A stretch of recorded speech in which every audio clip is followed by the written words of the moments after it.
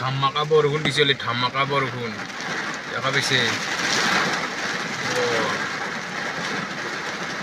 6টা বাজিছে এতিয়া টাইমটো ইমান জোৰকে দিছে বৰষুণ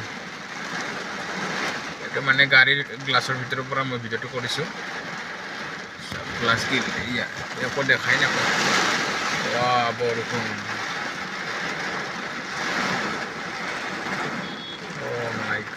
ধামাকা বৰষুণ দি আছে ধামাকা